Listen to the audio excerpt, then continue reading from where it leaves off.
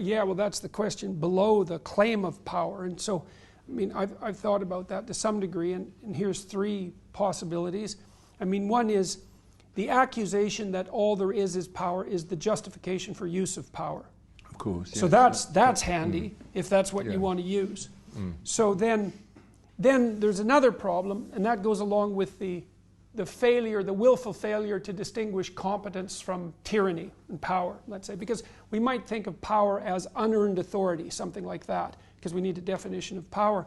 And I think that there's a resentment at work there that's very, very deep. I think it's deep in the biblical sense, which is that there is a proclivity for those who do not manifest what they could manifest in the world and thereby fail to watch the success of those who do manifest what they could manifest in the world and succeed and become embittered by that, tremendously embittered, and then to label that as power and then to attempt to destroy it, because it's simpler to do that than to do the radical internal retooling that would be required to set things straight internally.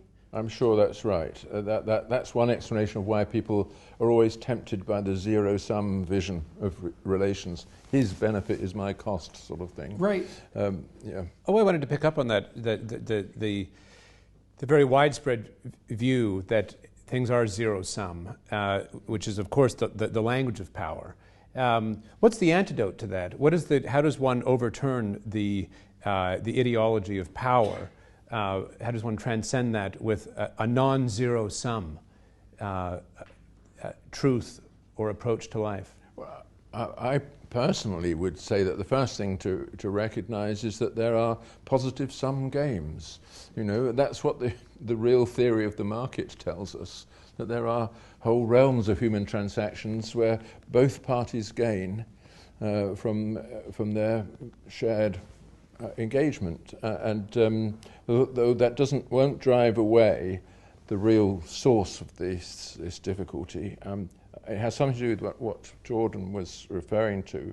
You know, that people's resentment at the success of others when they cannot match it, or cannot easily match it, or will not match it, or will not match it, which is even worse. Yes, exactly, and because of the labour of reconceiving your own position in such that you actually have to do something about it. You know, that there's something lazy about the zero-sum vision, but it's not a vision that successful people have. You know, it's not a vision that they have at any level of reality, and you can actually combat that to some degree by making it high resolution again, by making examples. It's like, because very few people actually believe, once they observe, that all the relationships they've had with other people have been zero-sum. Now, you might get some very disadvantaged people, and these people do exist, who've been taken advantage by virtually everyone they've ever encountered in their whole life. Like, that does happen. But most of the time, all you have to do is remind people. It's like, well, think of someone that you loved. Even briefly, think of a friend that you've had. It's like, well, you successfully negotiated with that friend to do things together, because otherwise it's not a friendship. And it has to be successful negotiation, which means your friend has to be happy with what you were doing and you have to be happy. And then wasn't it the case that you were both happier doing that than either of you would have been doing something else alone? And isn't that evidence in your own action and your life for the existence of non-zero-sum games? And they're dependent on successful negotiation. Is we can both have more than we would otherwise have if we can come to a consensus about what we'll both pursue.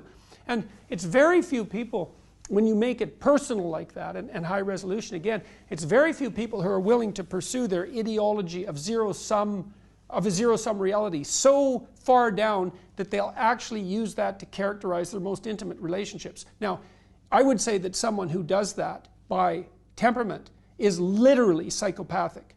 Because the psychopathic view of the world is absolutely that it's a zero